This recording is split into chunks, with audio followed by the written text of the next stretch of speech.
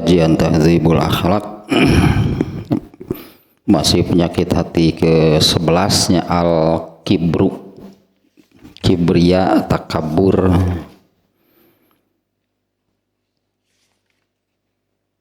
Ya, yang sekarang ini alamatul kibri. Kalau yang kemarin sudah selesai tentang apa saja yang bisa menjadikan seseorang takabur, ya, atau memiliki ada al-kibru gitu di dalam hatinya. Ya, ada berapa? Ada dua, hanya garis besarnya ada dua yang terkait dengan hal keagamaan, yaitu ilmu dan ibadah. Ya, takabur itu dengan ilmu agama, takabur dengan amal, dengan ibadah yang dilakukan.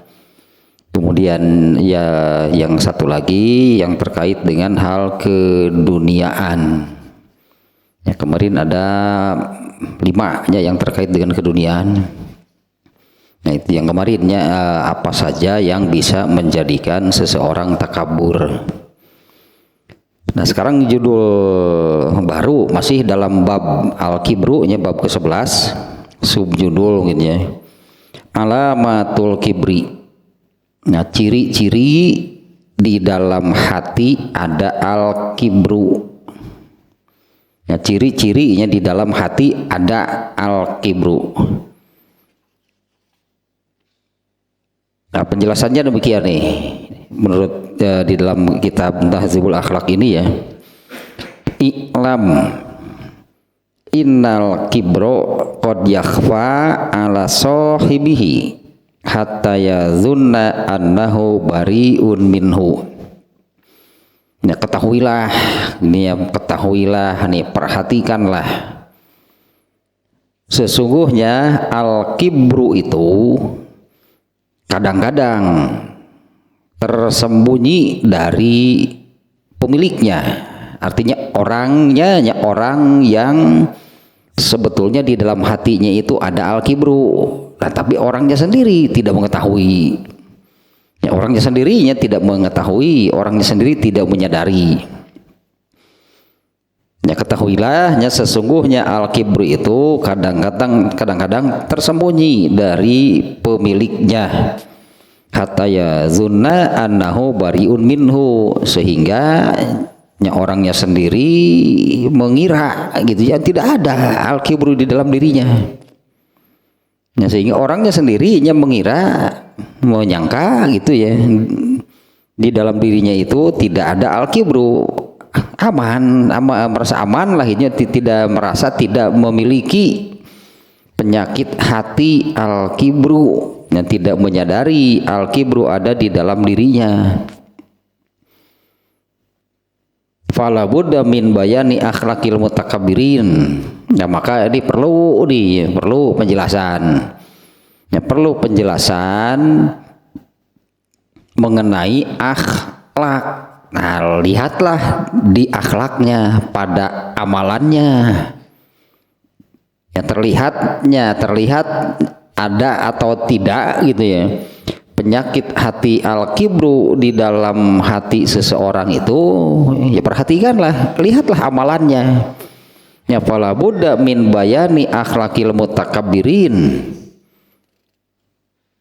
Ya, maka perlu ya penjelasan tentang nih akhlaknya nih ya. Akhlaknya itu akhlak amal. Akhlak atau amal orang yang takabur. Nah, kalau makanya kan kalau sebutan takabur itu sudah berupa amalan. Apalagi kalau memang sudah disebutnya kan istilahnya sebutannya, apalagi kalau amalan tersebut sudah menjadi bentuk dirinya, ya, sudah mendarah daging, sudah jadi gitunya, ya seperti itulah itu bentuk dirinya, itu terlihat dari amalannya. Nah, kalau amalannya amalan yang demikian, ya artinya amalannya amalan yang takabur, nah itu dipastikan menunjukkan gitu ya bahwa di dalam dirinya ada al-kibru. Karena ini kan terkait juga ya kan dengan ya memang seperti ini dalam apa namanya, dalam kaji atau dalam mau membahas ya, mau membahas apapun gitulah tentang amal ya, karena tidak ada amal yang tidak ada sumbernya. Karena amal itu ibarat muara, pasti ada mata airnya ya, amal itu adalah muaranya, amal itu muara, amal itu buah, amal itu hasil gitu ya. Buah dari mana, muara dari mana, ya pasti ada sumbernya, ada pokoknya, ada mata airnya. Nah mata airnya, sumbernya itu adalah apa yang ada di dalam hati. Sebutannya khuluq, kalau amal akhlak. Nah kalau ini yang ada di dalam hatinya al-kibru, amalannya takabur. Nah hanya orang dia yang kembali lagi ke awal yang tadinya,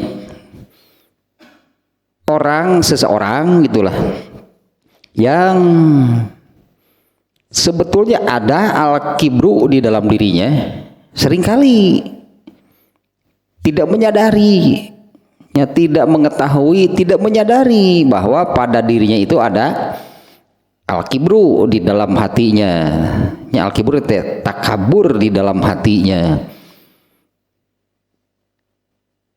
Ketika dia beramal ya muncullah gitu al-kibru yang ada di dalam hatinya itu, biar bagaimanapun pasti akan muncul jadi amal. Sumber air, mata air ini kan akan muncul dan terus mengalir sampai ke muara, takabur muara nanti. Padahal jelas kalau dilihat dari amalannya gitu aja, kalau dilihat dari amalannya takabur, amal seperti itu takabur. Orangnya sendiri mana sadar kan, orangnya sendiri tidak sadar, tidak mengetahui, tidak merasa bahwa dia atau amalannya itu adalah amalan takabur. Karena tidak merasa di dalam dirinya ada al-kibru, ya mana menyadari kan bahwa yang dilakukannya itu adalah takabur. Kalau yang tidak menyadari di dalam dirinya ada al-kibru, pasti tidak akan menyadari juga kalau yang dilakukannya itu adalah takabur. Padahal kan tidak akan ada amal tanpa khuluq, tidak akan ada amal tanpa tidak akan ada muara tanpa mata air, dah bener kan gitulahnya. Tidak mana ada sungai kemudian apa namanya bermuara, ada muara sungainya, mana mungkin tidak ada mata airnya. Mana mungkin tidak ada mana mungkin ada hilir kalau tidak ada hulu. Mana mungkin ada buah kalau tidak ada pohon, gitulah analoginya ya.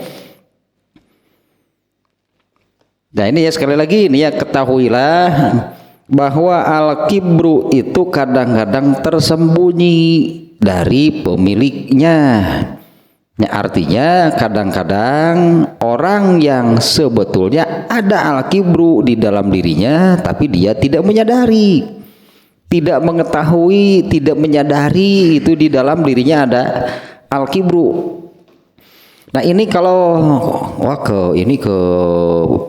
di kitab ini ya, dari pembahasan jauh ke apa namanya, kembali jauhnya tentang ada kesamaan ya, antara jasad dan ruh. Ada kesamaan antara jasad dan ruh atau jasad dengan hati dalam hal sama-sama bisa ada penyakitnya, sama-sama ada penyakitnya. Penyakit untuk jasad ada, penyakit untuk hati juga ada. Tapi tidak segala, ada kesamaan, artinya tidak semuanya persis sama. Di antara yang jelas beda, sama-sama gitu, sama-sama sebagai penyakit, tapi ada beda dalam hal kalau penyakit untuk jasad atau sakit jasadnya Allah menetapkan. Justru kalau yang sakit itu jasad, yang sakit itu badan, maka sakitnya itu jadi penghapus dosa. Ya, sakitnya itu menjadi penghapus dosa. Sementara kalau yang sakit itu, yang berpenyakit, yang ada penyakitnya itu bagian hatinya. Ya, kalau penyakit hati itulah dosa justru. Kalau yang sakit badannya, maka itu ya sakitnya itu menjadi penghapus dosa. Tapi kalau yang berpenyakit itu hatinya, justru penyakit hati itu adalah dosa. Nah, kemudian ada juga perbedaannya yang ini yang terkait dengan yang barusannya, dengan penjelasan barusan bahwa kadang-kadang al-kibru khususnya, meskipun ini semuanya ternyata semuanya sama tentang penyakit hati ini seperti ini. Kadang-kadang orang yang sebetulnya ada penyakit hati di dalamnya, mau yang manapun sebetulnya nih ya, mau kufur kah, mau bodoh kah, mau yang kemarin-kemarinnya ya, mau riya kah, mau apa, kadang-kadang tidak sadar, tidak menyadari gitu ya, di dalam dirinya itu ada penyakit hati. Nah, kalau di sini ya al-kibru nya, kadang-kadang orang yang di dalam hatinya itu ada al-kibru tapi dia tidak menyadari. Nah, sebetulnya ini berlaku umum. Beda dengan penyakit untuk jasad. Kalau untuk jasadnya seseorang kena oleh penyakit jasad atau sakit lah, itunya sakit jasadnya, badannya. Misalnya ada masalah di kepala sehingga terasa sakit kepala, terasa. Masalah di perutnya misalnya, lalu terasa perih, mual, mules, perih, kembung, sakit perut dan sebagainya, terasa. Orang lain merasakan nggak? Ya, orang lain mana tahu kan? Orang lain tidak tahu nih kalau untuk penyakit jasad badan itu. Apabila pada jasad seseorang ada masalah, ada penyakit, orangnya sendiri yang merasakan. Ya, orang lain mana tahu dan mana bisa merasakan, orang lain tidak merasakan. Tapi kalau penyakit hati, nah justru kan seperti ini, kadang-kadang orangnya sendiri tidak sadar, orangnya tidak merasakan, orangnya tidak tahu bahwa di dalam dirinya ada penyakit hati. Justru orang lain yang tahu, orang lain mengetahuinya dari amalnya. Ya, orang lain melihatnya, menilai gitu. Orang lain kan melihat, menilai, menetapkan bahwa dari amalannya, dari perilakunya, dari kelakuannya, penyakit hati ada di dalamnya. Eta beda-bedaan tanya penyakit hati dengan penyakit jasad. Kalau sebagai penyakit dua-duanya juga wajib diobati. Wajib healing, healing wajib disembuhkan. Sama-samanya Allah mewajibkan, untuk kalau seseorang itu bermasalah, sakit bagian jasadnya, Allah memerintahkan diobati, disembuhkan. Nah, kemudian untuk penyakit hati, apalagi untuk penyakit hati lebih penting lagi gitu untuk disembuhkannya. Kalau penyakit jasad, penyakit badan, biar bagaimanapun akan berakhir, ada akhir, itunya ada akhir yang betul-betul menjadi akhir, yaitu meninggal. Karena kalau seseorang meninggal, semua penyakitnya langsung sembuh.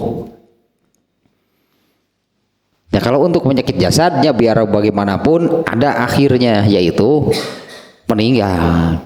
Ya misalnya kalau orang sakit jantung kah, sakit apalah yang keren yang keren, yang terasa berat gitunya, yang apa namanya dekat lah itu antara hidup dan mati, itu ya penyakit organ dalam biasanya demikian. Nah kalau misalnya sakitnya berat, stadium berapa, terus berusaha untuk diobati, nah, akhirnya akan meninggal. Selesai berarti kalau sudah meninggal. Tapi penyakit hati kalau apa namanya, kalau stadium 4 level 9 gitu, tapi penyakit hatinya begitu meninggal bukannya hilang, bukannya selesai masalahnya, justru masalah sesungguhnya baru dimulai. Ya kalau untuk penyakit hatinya masalah, artinya ya masalah bagi pemiliknya begitu meninggal justru baru dimulai.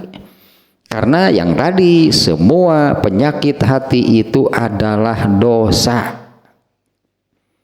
Kalau penyakit jasad penghapus dosa, kalau penyakit hati itulah kalau penyakit hati sebagai dosa.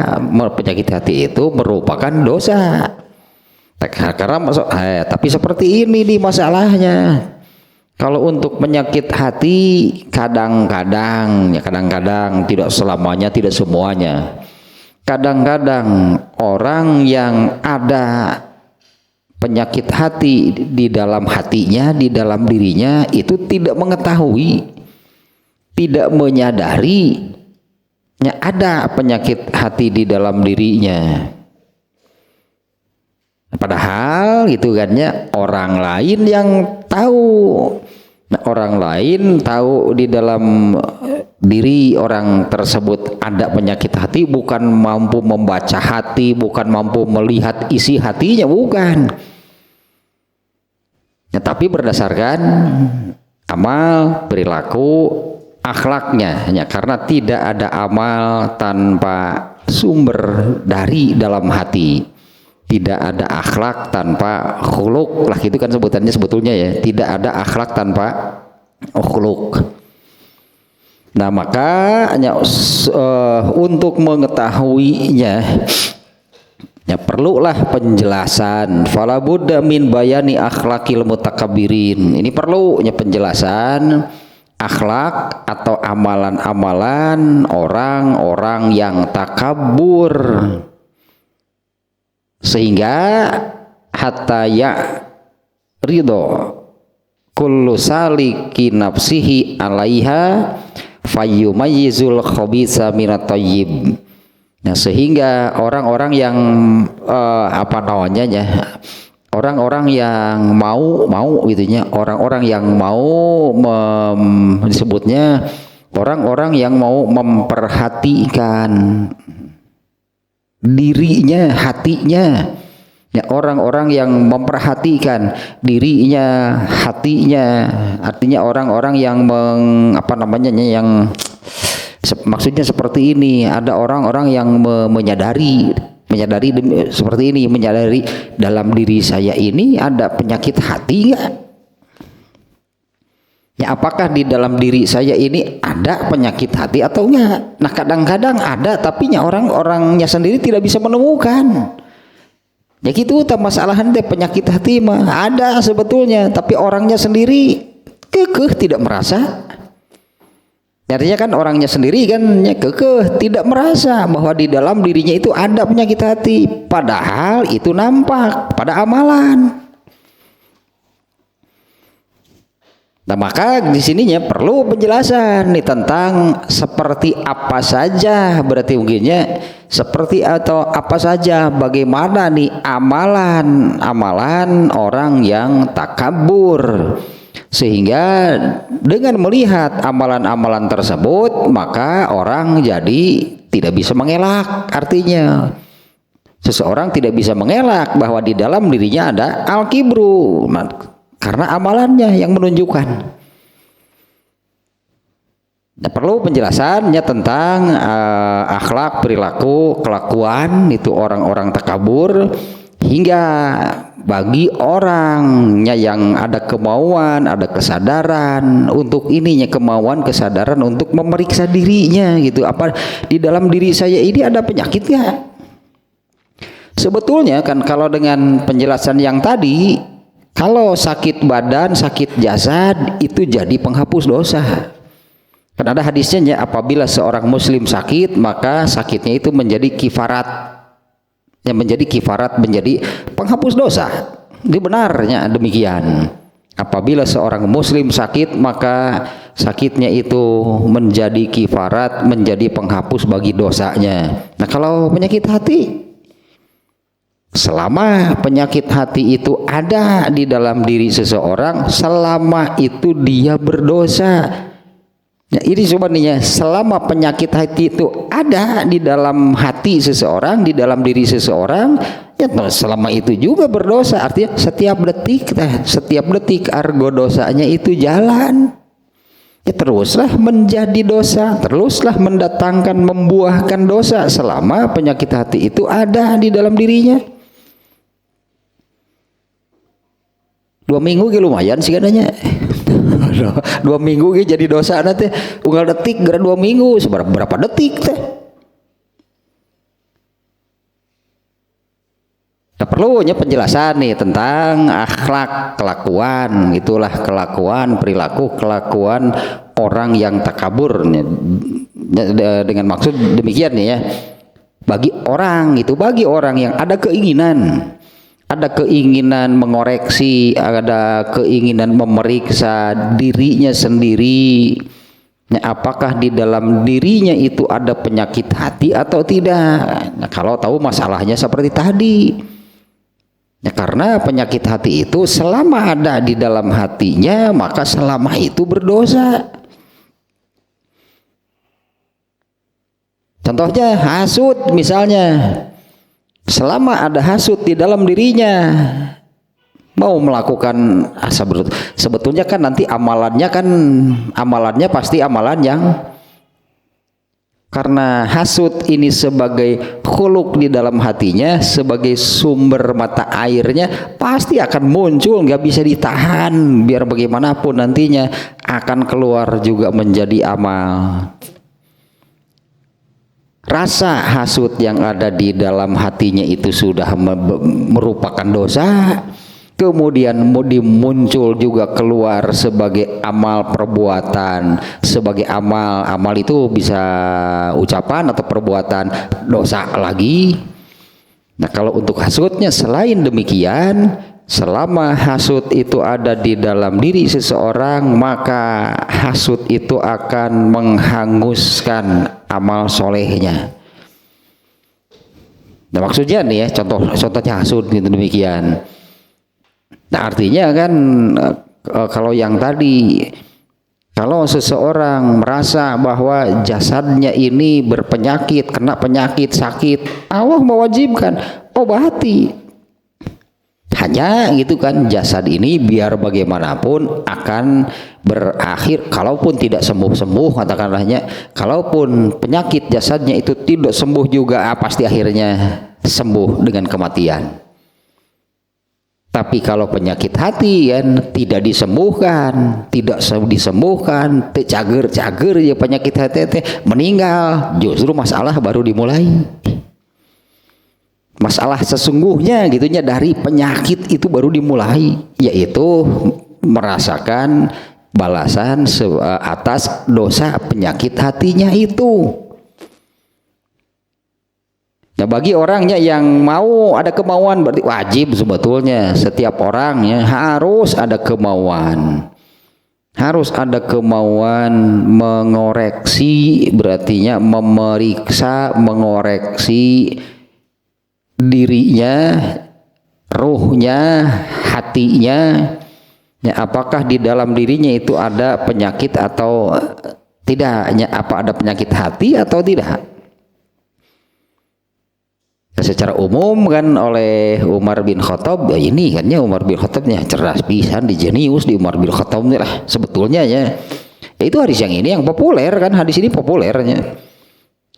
Yang ya kebetulannya kalau untuk pembahasan seperti ini, hadis ini pasti sering terbawa sih sebetulnya, sering disebut-sebut. Itu yang hasibu anfusakum.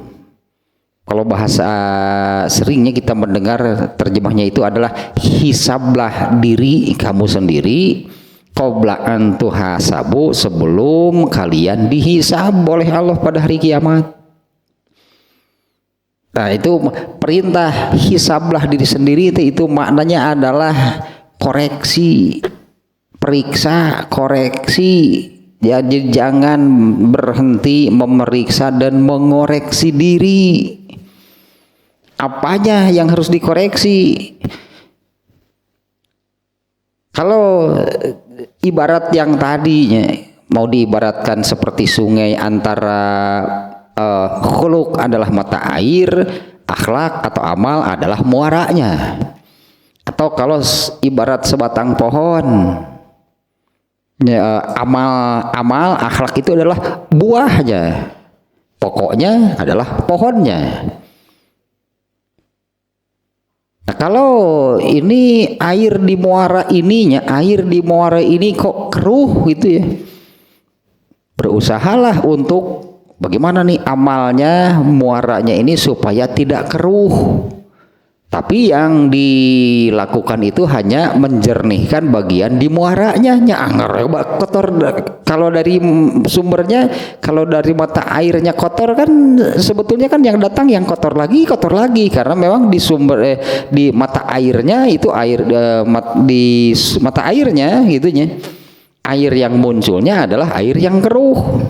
Sementara di muara terlihat keruh. Iya kan, mata airnya keruh. Tapi berusaha untuk menjernihkan bagian muaranya, menyelesaikan masalah bukan dari sumbernya, berarti menyelesaikan masalah bukan dari akar masalahnya. Mal benar disebut nanti tidak akan terselesaikan. Sebetulnya kan muara ini kan akhir gitu kan, sebutnya kan muara akhir, berarti coba bersihkan dari sumbernya, nanti kan akan mengalir air yang bersih sampai muaranya. Atau itu kalau tadi buahnya, buah nate hasem wae, itu buah nate tengenah wae, buah nate kasentet wae, buah nate leutik wae, tangkalna meureun tah yang harus disehatkan, pohonnya yang harus disehatkan, nanti akan menghasilkan buah yang baik. Nah, yang ada di kitab ini ya, di dalam kitab Tahdzibul Akhlak ini penjelasan tentang akhlak orang-orang yang takabur. Ini ada 9 nih, ada 9, meskipun bukannya 9 ya, bukannya 9 ya. Yang di sini, yang dimuat di sini nih, ada 9 perilaku, kelakuan atau akhlaknya yang takaburnya, akhlak takabur gitulah. Ya, yang masalahnya seperti tadi, berarti ada al-kibru di dalam hatinya. Yang pertama, an yuhibba qiyaman nasilahu au baina yadaihi ta'ziman li nafsihi. Ya terjemahan judul ininya, menyukai, menginginkan gitunya, menginginkan dan menyukai. Ya, menginginkan gitu dan menyukai kalau orang-orang itu berdiri untuk dirinya sebagai bentuk penghormatan terhadap dirinya. Dia menginginkan gitunya dan menyukai orang-orang itu berdiri untuk dirinya sebagai bentuk, sebagai tanda penghormatan terhadap dirinya. Kalau di kita kan malah diacarakan ya, kepada Bapak Anu dipersilahkan masuk, hadirin dipersilahkan berdiri, itu kan ininya protokolernya. Apa maksudnya berdiri untuk apa sih? Malah diacarakan gitu kan, yang demikian itu kan di sebagainya apa namanya, protokolernya demikian gitu. Ya biasanya MC-nya kan suka mendengar demikiannya, kepada Bapak anu lah gitu, kepada Pak Syarif tempat kencep ruhiyat rek saha rek kencep ruhiyat rek saha lah pokoknya kepada Bapak anu dipersilahkan masuk ya, kepada hadirin dimohon untuk berdiri. Nah mereka diminta berdiri itu untuk apa? Ya mereka itu diminta berdiri itu untuk apa sih? Bentuk penghormatan kan. Nah ini malah gitu dijadikan apa namanya SOP malah SOP-nya demikian, takabur dikukut cik orang teh takabur dikukut kudu nake dileungitkeun.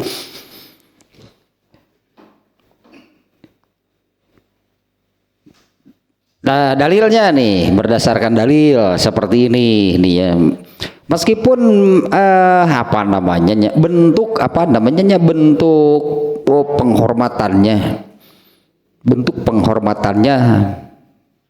tidak mesti dengan apa namanya acara protokoler yang demikian sih, pokoknya apa namanya menginginkan menyukai gitu ya. Kalau orang itu berdiri, nah kan bukan hanya dengan cara berdirinya sebagai bentuk penghormatannya, bukan dengan cara berdiri, malah bisa jadi bersujud. Kalau soal bentuknya ini apa namanya bentuknya ragamnya menyukai kalau orang berdiri baginya atau berdiri di hadapannya sebagai bentuk penghormatan terhadap dirinya. Nah tidak pasti berdiri, bisa jadi malah bersujud.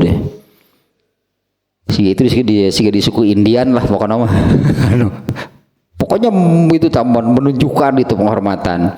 Nah orangnya itu menginginkan demikian, menginginkan apa namanya orang lain itu menunjukkan itu rasa hormat kepada dirinya dengan cara, nah, kalau di sini seperti yang tadi lah protokolernya ya. Nah hadisnya, ini hadis riwayat At-Tirmidzi ini. Qala Anasun lam yakun syakhsun ahabba ilaihim min Rasulillahi sallallahu alaihi wasallam wa kanu idza ra'au lam yaqumu lahu lima ya'lamuna min karohatihi lidzalik. Ah iya pelajaran luar biasanya dari Nabi, ajaran Islam berarti lahnya ini berdasarkan ini hadis riwayat At-Tirmidzi ya. Anas bin Malik, dari Anas bin Malik semoga Allah meridhoinya ya, ia berkata lam yakun syakhsun ahabba ilaihi min Rasulillah sallallahu alaihi wasallam, tidak ada satu orang pun yang lebih dicintai oleh para sahabat dibandingkan dengan Rasulullah SAW. Pastilah demikiannya, tidak ada satu orang pun, satu individunya lah, satu orang gitu ya, tidak ada siapapun, tidak ada satu orang pun yang lebih dicintai oleh para sahabat dibandingkan dengan Rasulullah SAW. Kalau para sahabat karena mencintai Rasulullah, para sahabat itu kan ada yang terkait ikatan keluarga, ada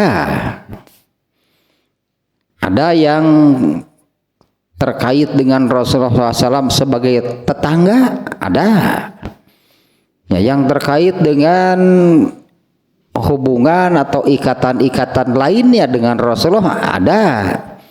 Tapi kan para sahabatnya seperti yang dikatakan Anas bin Malik ya, bahwa tidak ada siapapun, tidak ada satu orang pun yang lebih dicintai oleh para sahabat selain Rasulullah SAW.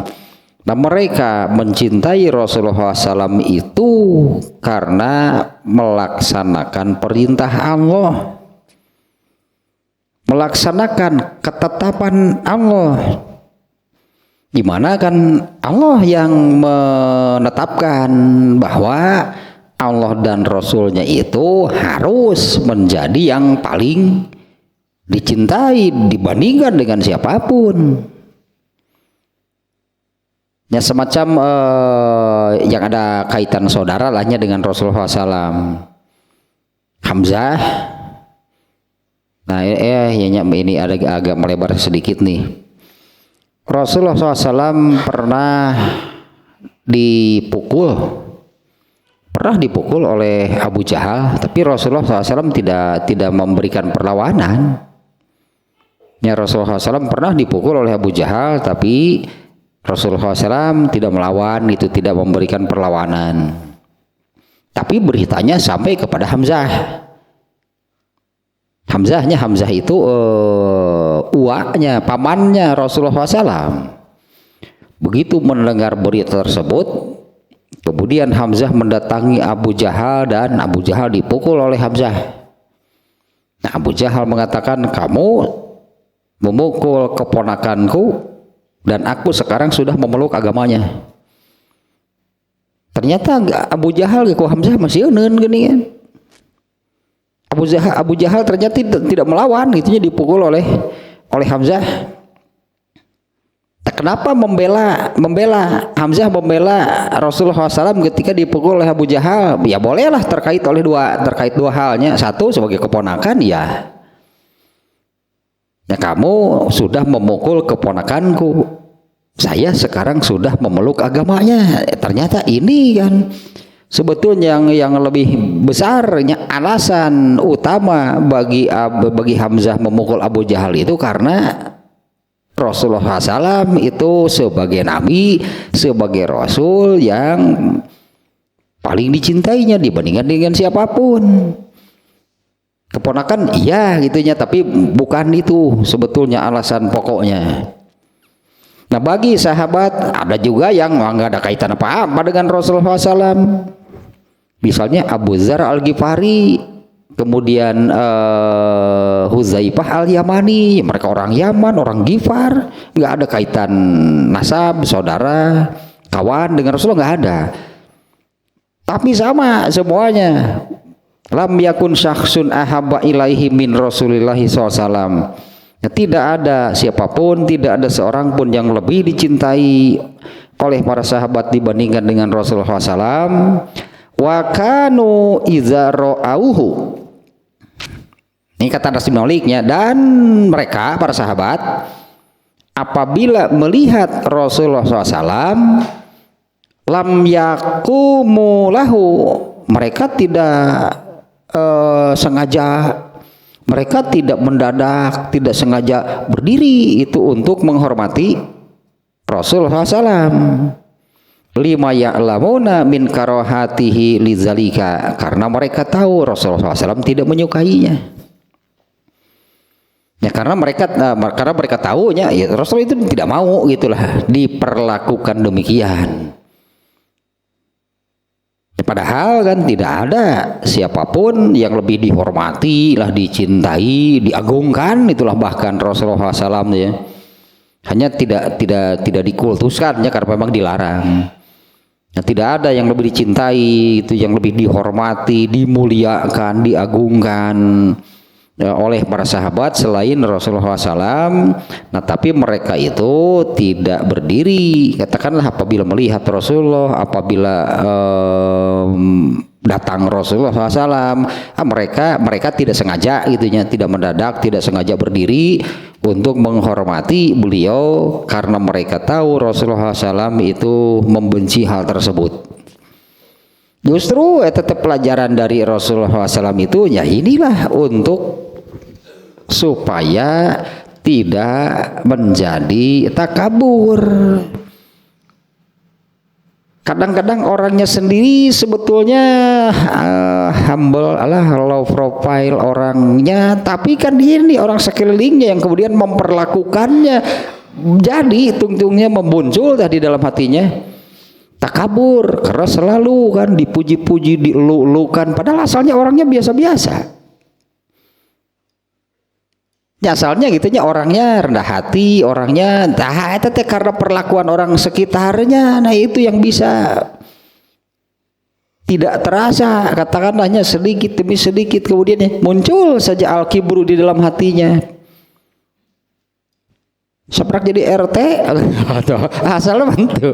Seprak jadi lurah, seprak jadi kades, wah, kemudian diperlakukan seperti apalah gitunya oleh masyarakatnya.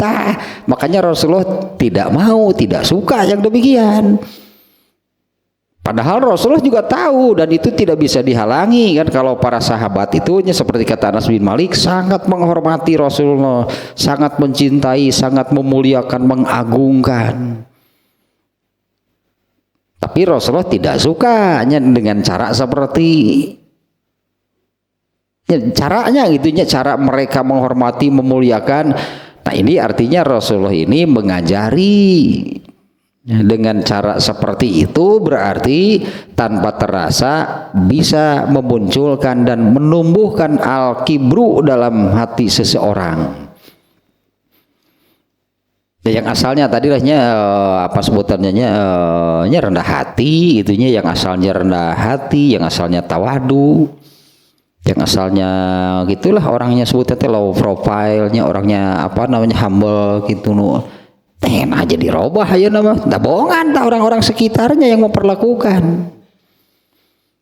Ya, orang-orang sekitarnya yang memperlakukan orang tersebut. Ya, untung kalau orangnya kuat. Untung kalau orangnya kuat gitulahnya diperlakukan demikian, tetap rendah hati, artinya tetap apa namanya sebutannya membumi, tetap rendah hati, tetap membumi. Ya, bisa jadi orangnya sendiri tidak menyadari, padahal di dalam hatinya itu sudah muncul, sudah tumbuh al-kibru dengan perlakukan apabila datang berdiri, apabila datang berdiri. Nah, nantinya kalau ketika dia datang kenapa tidak berdiri? Nah, artinya dia sudah menuntut berarti. Ya, dia sudah menuntut kan orang-orang untuk berdiri kalau saya datang. Ini tadi gede gitu atau protokolernya eta yang membentuknya demikian. Eta kepada Jabriyat hormat, gerak dihormat pusararea. Nah, kenapa bentuk acaranya demikian? Jadi karena apa namanya kan kebiasaan, berartinya karena kebiasaan demikian setiap kali dia datang, bahkan itu dibuat itulah menjadi protokol acaranya. Kepada Bapak Anu dipersilahkan masuk, hadirin dipersilahkan berdiri, terus seperti itu tertanamlah di dalam dirinya bahwa kalau saya datang berarti hadirin harus eta berarti sudah ada di dalam dirinya itu al-kibru. Nah, Anas bin Maliknya sekali lagi nih hadisnya ya. Anas bin Malik mengatakan tidak ada siapapun, tidak ada seorang pun yang lebih, nah di sini sih dicintainya kan, bukan hanya dicintai, dihormati, dimuliakan, bahkan diagungkan. Apa namanya bagi para sahabat, nah, dibanding selain Rasulullah SAW. Dan mereka apabila melihat Rasulullah SAW, mereka tidak sebutannya lah tidak mendadak, tidak sengaja berdiri untuk atau sebagai bentuk penghormatan kepada Rasulullah SAW, lima ya'lamuna min karohatihi lizalika, karena para sahabat tahu Rasulullah itu membenci hal demikian. Nah, padahalnya Rasulullah SAW itu memberikan pelajaran, tentunya ada pelajaran, ada pendidikan gitunya yang diamalkan Rasulullah itu mengajar, itu mendidik, nah supaya menjaga hal ini, menjaga supaya jangan sampai muncul al-kibru di dalam hatinya karena perlakuan orang-orang di sekitarnya. Nah, karena kalau bagi Rasulullah banyak karena perlakuan para sahabat kepada Rasulullah SAW. Ini juga ada kisah yang terkenal nih ya, ada kisah yang terkenal yang sama nih seperti hal ini oleh Rasulullah itu dikecilkan, disepelekan, udahlah gitu. Nah, tapi kalau para sahabat ya memang dasarnya mereka menghormatinya, memuliakan. Ini kisah ini juga cukup terkenalnya kisahnya, yaitu Rasulullah SAW itu berbaring di sebuah dipan di kebun salah seorang sahabat. Rasulullah SAW berbaring atau tiduran lah itunya di dipan tersebut. Nah, ketika bangkit lah itunya, ketika bangun, ternyata kan ada gambar dari tikar itu di wajah, di badan Nabi. Artinya tidur di tikar apa ayah gambar ayah. Kalau tikarnya gambar kemang, ada gambar bunganya, begitu bangun kan gambar bunga di sini berarti. Nah, Umar bin Khattabnya yang saat itu melihat, aduh gitunya tidak tega gitu badan Rasulullah SAW itu sampai bergambar demikian ya, dari tikar yang beliau itu tadi berbaring di sana. Nah, kemudian Umar bin Khattab yang memberikan penawaran, bagaimana Rasulullah kalau saya bawakan bantal lah gitu ya, bantal gitu, jangan apa namanya, jangan langsung kena, tapi kalau dia gaya gambaran tegenah tuh Umar bin Khattab ningali gitu. Nah, kemudian kan Rasulullah tadinya mengecilkan yang demikian. Cik urang ai gambaran keun bae lah da sakedeung digeuleuit. Segitu Nabi mah. Gitu nyawi itu Rasulullah sampai ada itu bekas itu gambar karena berbaring itu di tikar. Cobalah diberi alas, mungkin para sahabat berpikirnya coba untuk kalau Rasulullah itu diberi gitu untuk kepada Rasul itu diberi alas gitu yang lebih layak, mungkin lahnya gitunya yang lebih layak itu lebih ketapakan gitu. Si kok mau dibuka tonggong sih kan. Tonggong gambaran. Makanya gambar masjid gambar masjid di tonggong Nabi.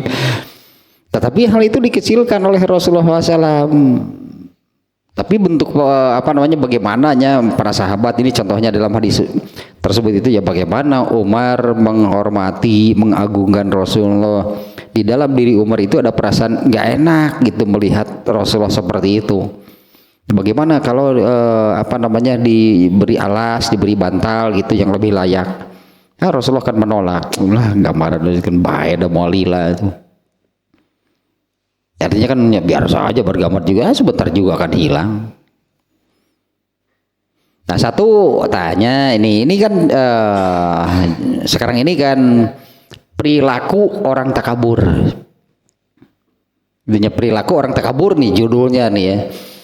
Nah, sehingga dengan melihat dari perilakunya, maka akan ketahuan apa yang ada di dalam hatinya sebagai khuluq atau sebagai sumber dari amalan tersebut. Nah, yang pertama adalah seseorang menyukai apabila orang lain berdiri. Nah, apabila orang lain berdiri untuk dirinya, berdiri sebagai tanda, sebagai bentuk penghormatan terhadap dirinya. Makanya kalau ketika begitu masuk orang itu nggak ada yang berdiri, nah di dalam hatinya itu ada perasaan nggak enak, ada perasaan kesal, ada perasaan marah. Nah, berarti sudah ada. Berarti di dalam dirinya itu ada al-kibru. Kemudian yang kedua, la yamshi ila wa ma'ahu ghairuhu yamshi khalfahu. Tidak berjalan atau tidak mau berjalan kecuali harus, katakanlah harus ada orang lain yang berjalan di belakangnya. Posisi itu yang menunjukkan siapa saya, siapa yang di belakangnya. Ya, tidak hanya la yamshi illa wa ma'ahu ghairuhu. tidak mau berjalan kecuali di belakangnya itu ada pengiringnya. Asy Habib banyaknya yang demikian tanya. Apabila seorang Habib berjalan maka di belakangnya itu tidak mau berjalannya la yamsi illa wa ma'ahu gueruhu. Ya itu kan untuk keinginan demikian sehingga kalau dia berjalan itu katakanlahnya harus selalu ada orang-orang yang mengiringinya gitu di belakangnya. Nah itu kan maksudnya menunjukkan saya siapa. Coba tuh lihat kan yang mengiringinya juga ada nih orang yang mengiringinya di belakang. Ya pengiring nama eta entah sebagai bodyguard atau sebagai apalah gitunya, tidak mau berjalan kecuali itu harus ada orang lain yang berjalan di belakangnya. Nah tentang hal ini juga ada hadisnya. Hadisnya riwayat Ahmad, Ibnu Majah dan Ad-Dailami. Ya hadis riwayat Ahmad, Ibnu Majah dan Ad-Dailami. An Abi Umamah radhiyallahu anhu, ya dari Abu Umamah semoga Allah meridhoinya, inna nabiyya sallallahu alaihi wasallam kharaja yamshi ilal baqi'i fatabi'ahu ashabuhu fawaqafa wa amarahum ayyataqaddamu wa masyiya khalfahum. Fasu'ila an zalika faqala inni sami'tu khaftani alikum fa asfaqtu an yaqa'a fi nafsi syai'un minal kibri. Dari Abu Umamah semoga Allah meridhoinya, sesungguhnya Nabi SAW pada satu ketika Rasulullah SAW pernah keluar berjalan menuju Baqi. Baqi itu makamnya, kuburan yang ada di Madinah. Ya, pada suatu hari Rasulullah SAW pernah keluar berjalan kaki menuju Baqi. Fatabi'ahu ashabuhu fawaqafa.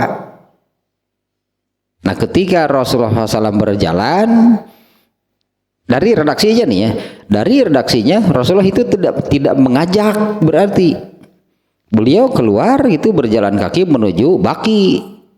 Melihat Rasulullah SAW berjalan, para sahabat kemudian yang ada yang melihat itu saat itu, kemudian mereka mengikuti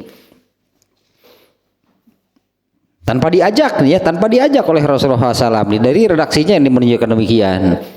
Rasulullah SAW berjalan menuju Baqi. Fatabi'ahu ashabuhu, kemudian sahabat-sahabatnya mengikuti beliau, tentu dari belakangnya. Rasulullah berjalan, para sahabat mengikuti, ya pasti di belakang lah gitu kan posisinya ya.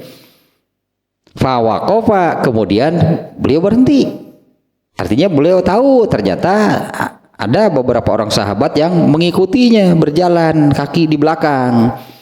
Fawaqafa, kemudian beliau berhenti.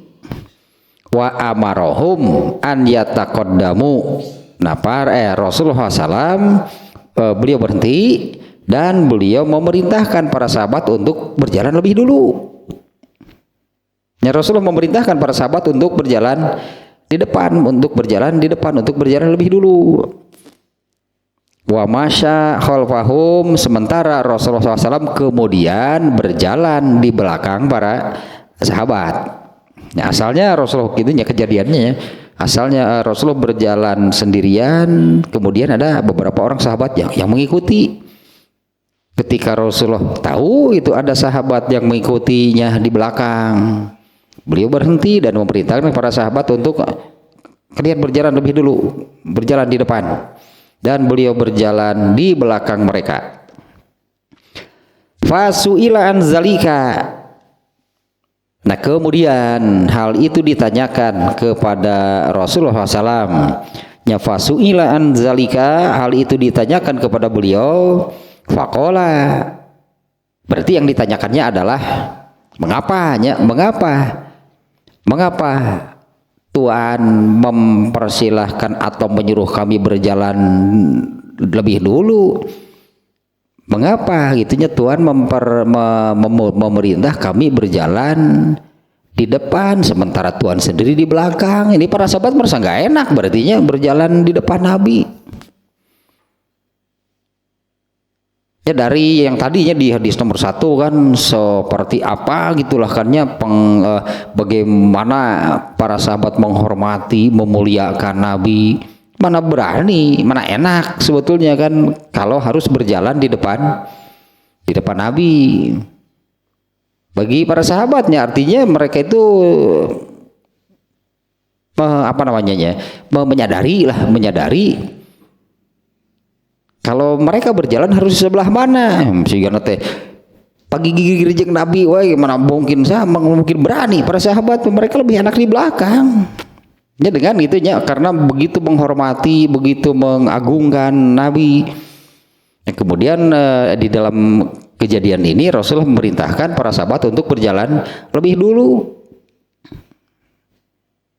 Jadi pertanyaan kan benar bagi para sahabat, ini mengapa gitu ya Rasulullah itu memerintahkan kami berjalan lebih dulu. Nah hal itu ditanyakan kepada beliau, kemudian beliau menjawab, faqala inni sami'tu khabqani alikum fa asfaqtu an yaqa'a fi nafsi syai'un minal kibri. Benar-benar tingkat tinggi ini, pelajaran high class ini dari hal kecil, artinya padahal dari hal yang kecil, tapi kan justru dari hal-hal yang demikian itu tidak terasa bisa memunculkan al-kibru. Kalau dalam hal ini tentang al-kibrunya, dari hal kecil seperti ini bisa memunculkan al-kibru. Nah Rasulullah menjawab seperti ini, ya mengapa beliau memerintahkan, kenapa gitulah katakanlah kurang lebih demikiannya. Para sahabat menanyakan, kenapa Tuhan memerintahkan kami berjalan lebih dulu dan Tuhan berjalan di belakang kami? Rasulullah menjawab, aku mendengar, sesungguhnya aku mendengar suara alas kaki kalian di belakangku. Ketika Rasulullah berjalan, para sahabat mengikuti. Rasulullah mendengarnya langkah kaki lah sebutnya. Rasulullah SAW mendengar langkah kaki para sahabat di belakang. Inni sami'tu khafqani alikum, sesungguhnya aku mendengar suara alas kaki atau langkah kaki kalian di belakangku. Fa asfaqtu an yaqa'a fi nafsi, nah aku khawatir, aku takut. Iya pelajaran dari Nabi katanya. Diantisipasi artinya, padahal ini hal-hal yang orang akan melihat, orang akan mengatakan wajar itulah. Tapi Rasulullah khawatir gitu dari apa yang dilakukan oleh para sahabatnya itu bisa memunculkan al-kibru. Makanya tadi orang yang sebetulnya rendah hati, orang yang tawadu, orang yang karena perlakuan orang-orang sekelilingnya. Ya, secara tidak sadar sedikit demi sedikit itulahnya itu bisa memunculkan dan menumbuhkan al-kibru. Ini kan yang diantisipasi oleh Rasulullah kan di hadis ini. Sesungguhnya aku mendengar suara langkah kaki kalian di belakangku.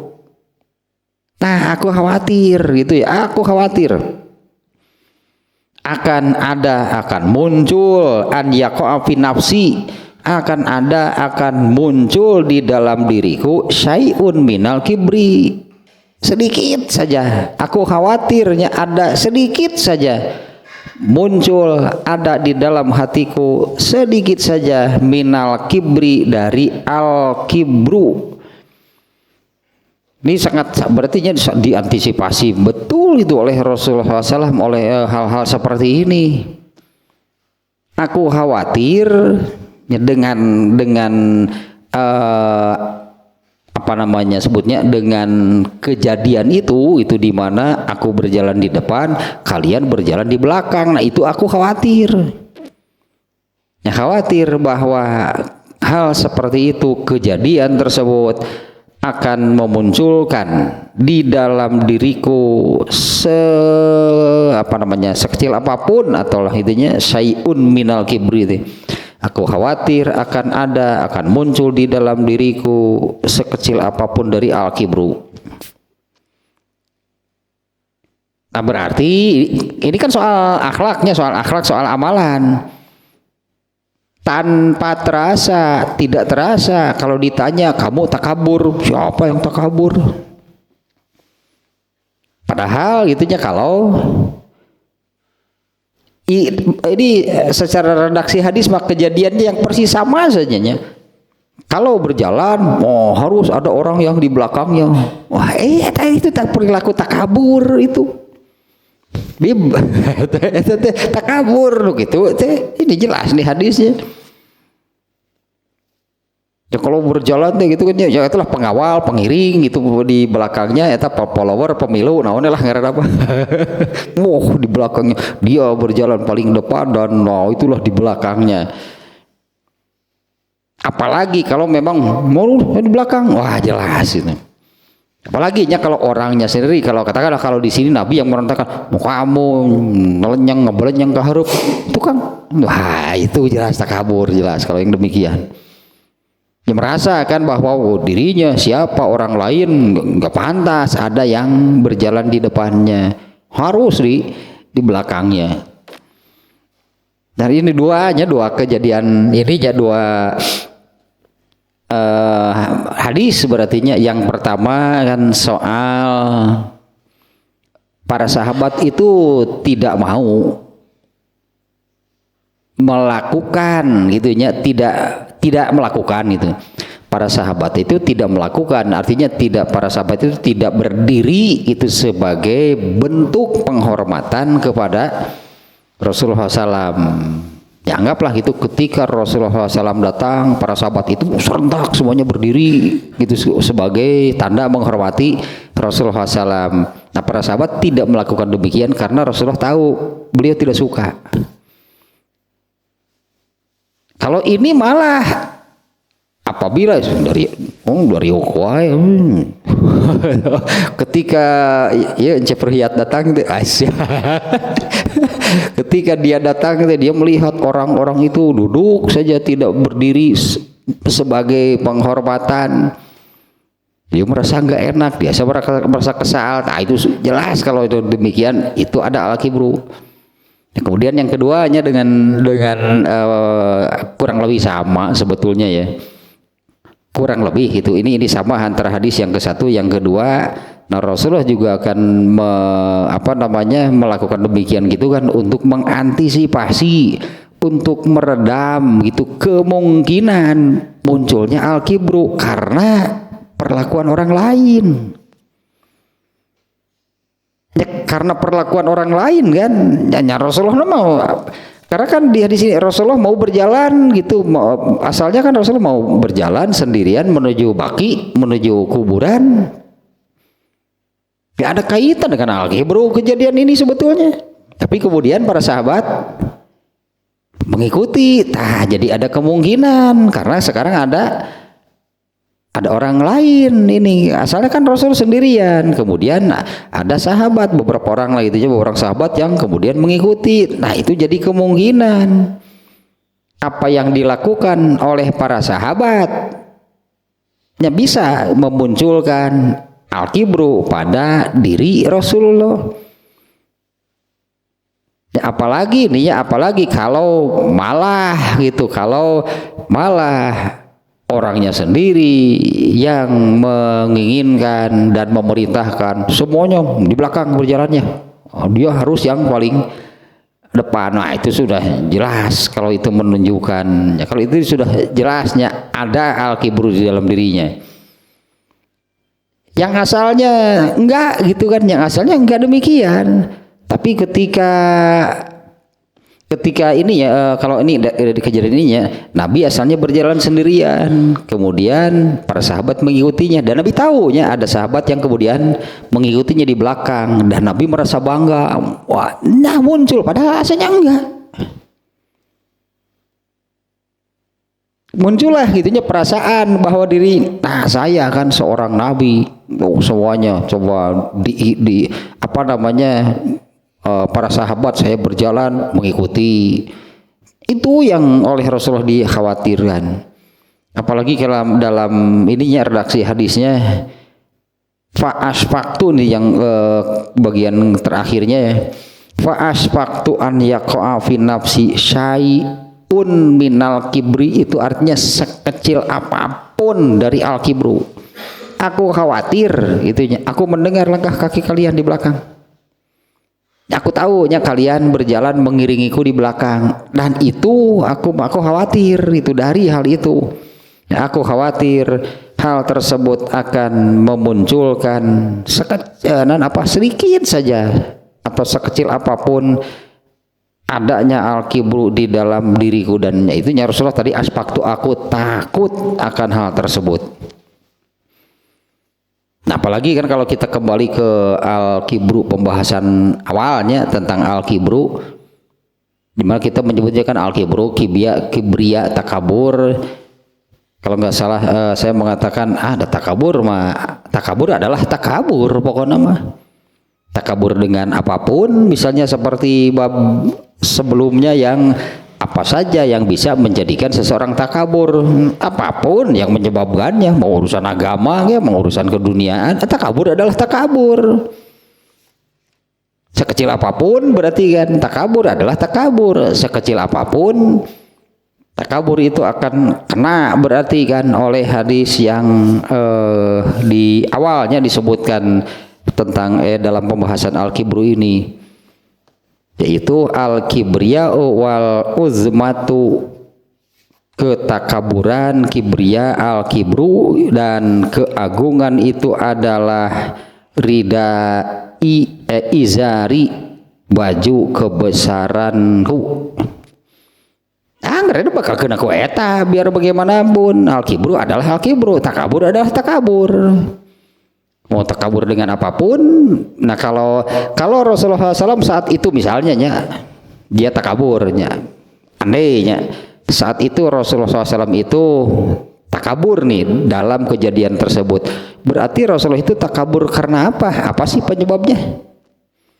Berarti kan Rasulullah takabur karena dirinya seorang nabi, jabatan, berarti anggaplahnya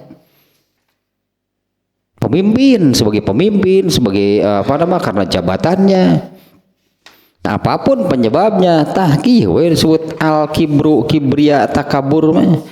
Nah, al-kibru al-kibriya'u ridai wal uzmatu izari.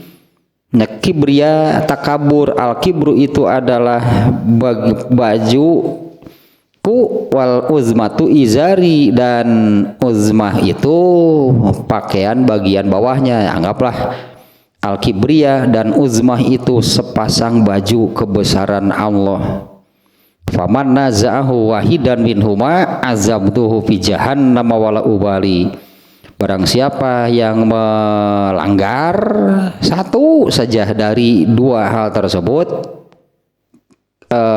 tentang kemahabesaran dan keagungan, pasti aku mengazabnya di neraka jahanam tanpa pikir panjang, tanpa berpikir dua kali. Kalau sudah terkait dengan ini, takabur dan keagungan, itu sepasang baju kebesaran Allah sebagai Tuhan, jangan diusik, jangan diganggu. Berarti ya, barang siapa yang mengusik, mengganggu tentang kemahabesaran Allah dan keagungannya, siksa ku aing cek Allah. Munga semua mikir panjang, tidak akan berpikir panjangnya. Azabtuhu fi jahannam wala ubali, pasti aku menyiksanya tanpa ragu, tanpa berpikir dua kali, tanpa berpikir panjang. Nah, gitu makanya al-kibru adalah al-kibru, apapun bentuknya, besar atau kecilnya. Seperti ini contohnya,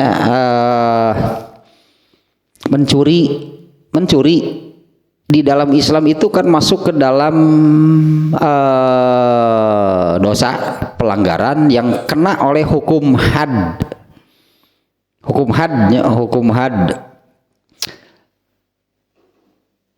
Dan hukumannya itu menurut syariat Islam, menurut agama Islam, mencuri itu adalah dipotong tangan. Nah, yang kena oleh hukuman potong tangan itu mencuri seperti apa, sebanyak apa, sebesar apa yang dicurinya, nggak ada. Bahkan ada hadisnya, ada hadis di riwayat Bukhari juga asalnya di riwayat Bukhari dalam Kitabul Ahkam, itu bab tentang hukum. Jadi dalam Sahih Bukhari itu ada tentang hukum. Kuliah hukum apa baca Sahih Bukhari gitu. Kuliah urusan hukum, fakultas hukum ya di Bukhari Kitabul Ahkam cukup panjang pembahasannya. Nah, di antaranya ada hadis yang seperti apa tadinya yang kena oleh had atau hukuman potong tangan apabila mencuri itu. Nah, mencuri seperti apa? Nah, di dalam hadisnya itu meskipun hanya mencuri sebutir telur, masa sebutir telur saja tak mencuri adalah mencuri tanpa pandang bulu, artinya tidak melihat sebesar apa, sebanyak apa, seperti apa yang dicurinya. Mencuri adalah mencuri, potong tangan hukumannya, nggak ada yang lain. Makanya al-kibrunya di hadis yang kedua barusan sangat jelas nih menunjukkan harus bersih dari al-kibru. Karena yang tadi tanya hadis yang tadi, siapa yang berani menentangku tentang dua hal itu, al-kibru dan al-uzmah, pasti aku menyiksanya di neraka jahanam tanpa ragu, tidak berpikir dua kali. Jadi di dalam hadis ini aku takut hal tersebut akan memunculkan di dalam diriku sekecil apapun yang namanya al-kibru. Itu kan tadi di dalam hadisnya demikian. Ya, aku khawatirnya, aku takut kejadian itu, yaitu para sahabat Rasulullah berjalan di depan, para sahabat berjalan di belakang. Nah, aku khawatir kejadian itu akan memunculkan di dalam diriku sedikit saja dari yang namanya al-kibru. Kenapa? Karena al-kibru adalah al-kibru. Itulah seperti mencuri adalah mencuri, gak peduli sebanyak apa, seperti apa yang dicurinya. Meskipun hanya mencuri sebutir telur, banyak nog hiji sabaraha, ya tuh loh kok akal barina, artinya jangan dengan akal. Ya, seperti berjudi adalah berjudi, emang leletikan menang gitu tuh. Berjudi teh tumpangan sabatangan, judi adalah judi tetap. Ya, artinya kan beragamnya orang beragam teh, mau caranya, mau besaran judinya. Misalnya kalau letikan cebanan lah gitu, tumpangan, judi adalah judi. Itu lotre nogasin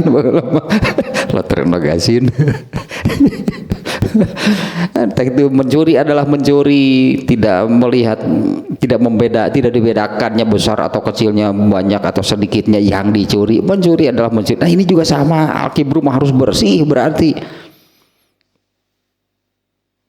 Nah, ini kan judulnya kan, seringkali orang itu tidak merasa, tidak menyadari di dalam dirinya ada al-kibru. Orangnya tidak merasa, orangnya tidak mengetahui, orangnya tidak merasa di dalam dirinya ada al-kibru. Allah tahu nggak?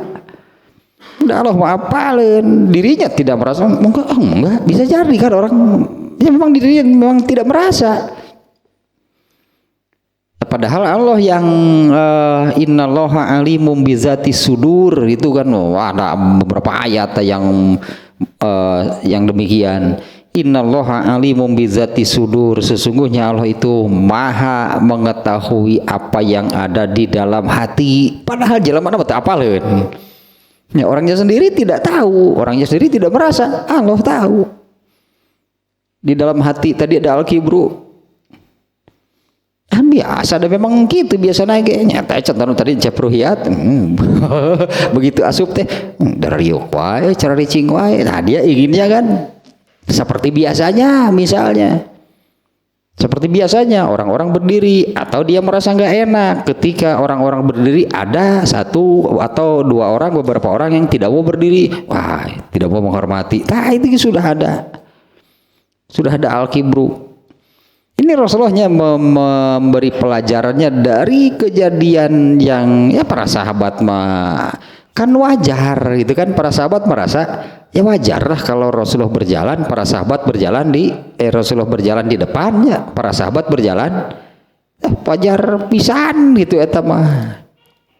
Sangat wajar hal yang demikian, gak ada yang aneh itu kan sebetulnya. Nah, tapi Rasulullah memberi pelajaran, jangan dikira berarti kan hal itu bisa memunculkan al-kibru pada diri seseorang. Artinya dari perlakuan orang ya, dari perlakuan orang lain terhadap seseorang, nah itu bisa jadi kalau orangnya tidak kuat muncullah al-kibru.